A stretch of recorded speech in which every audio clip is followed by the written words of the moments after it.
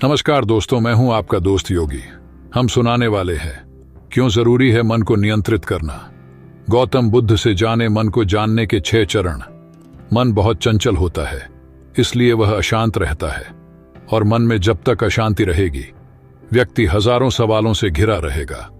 व्यक्ति को जब तक मन में चल रही सवालों के जवाब नहीं मिलेंगे उसका मन अशांत ही रहेगा। लेकिन मुख्य प्रश्न यह है कि मन को नियंत्रित कैसे किया जाए और मन को कैसे समझा जाए। गौतम बुद्ध की इस कहानी में उन्होंने मन को जानने के लिए 6 चरणों के बारे में बताया गया है। शुरुआती 5 चरणों को जाने बिना आप मन को नहीं समझ सकते हैं। जानते हैं इस कहानी के बारे में। एक बार एक व्यक्ति गौतम बुद्ध के पास गया और पूछा कि मन को नियंत्रित करने का पहला चरण क्या है। बुद्ध कहते हैं, अपने मन को समझने का पहला चरण है इसके द्वारा दिए गए लालच की व्यर्थता को देखना। क्योंकि जब मन अनशांत होता है तो कई तरह के लालच देता है। जिसने मन द्वारा दिए इन लालचों को पहचान लिया उसने मन को समझ लिया। फिर व्यक्ति बुद्ध से पूछता है, लेकिन हमें यह कैसे पता चलेगा हमारा मन हमें लालच दे रहा है और वह लालच व्यर्थ है। इसका जवाब देते हुए बुद्ध कहते हैं, अनुभव से। मनुष्य मन के लालच से जिस कार्य को अतिपूर्वक करता है उसमें उसे हानि ही होती है और हानि के बाद ही उसे अनुभव भी होता है। जैसे जिसने वास्तव में यह देख लिया कि नशा करना केवल दुख है, वह नशा मुक्त होना शुरू कर देगा। जिसने जान लिया कि ईर्ष्या से खुद का नाश होता है, वह ईर्ष्या से मुक्त हो जाएगा। मन को समझने का यही पहला चरण है। बुद्ध बताते हैं मन को जानने का दूसरा चरण।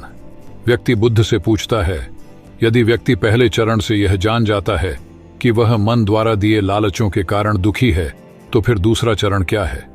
बुद्ध कहते हैं, खोज पर निकलना। दूसरे चरण के लिए ऐसे व्यक्ति की खोज पर निकलना होगा जो कि पहले ही अपने मन को जान इससे मुक्त हो चुका है, क्योंकि वही तुम्हारा मार्गदर्शन कर पाएगा। बुद्ध बताते हैं मन को जानने का तीसरा। व्यक्ति कहता है, लेकिन ऐसे व्यक्ति की पहचान कैसे होगी। बुद्ध कहते हैं, यही तीसरा चरण है। सुनना ही अपने मन को समझने का तीसरा चरण है। व्यक्ति कहता है, क्या इसे देखकर पता नहीं किया जा सकता। बुद्ध कहते हैं, देखने में कोई व्यक्ति बहुत शांत और अच्छा लग सकता है, लेकिन उसके मन के भीतर क्या है ये उसके शब्दों से ही पता चलता है। लेकिन किसी की बातों पर तब तक विश्वास नहीं करना चाहिए जब तक कि वह तुम्हारे विवेक की कसौटी पर खरा न उतर जाए। चौथा चरण है कर्म करना। बुद्ध कहते हैं, कर्म ही मन को समझने का चौथा चरण है। खुद को जानने के लिए सही दिशा में कर्म करना जरूरी है, लेकिन कर्म करते हुए व्यक्ति हर बार 2 गलतियां करता है। पहली गलती है यह कि शुरुआत ही नहीं करना, और दूसरी गलती पूरा रास्ता तय नहीं करना। इन दोनों गलतियों के पीछे हमारे मन की ही चाल होती है।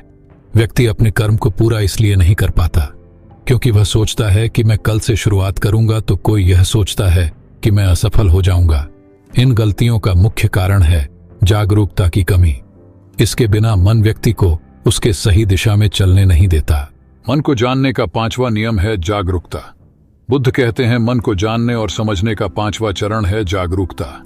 इसीलिए हर कार्य को जागरूकता के साथ करो। बिना जागरूकता के साथ किया गया कार्य या फिर जिया गया क्षण मृत्यु के समान है। व्यक्ति बुद्ध से पूछता है, अपने जागरूकता के स्तर को कैसे बढ़ाया जा सकता है। बुद्ध कहते हैं, ध्यान से। ध्यान ही मन को जानने, समझने और नियंत्रित करने का अंतिम चरण है।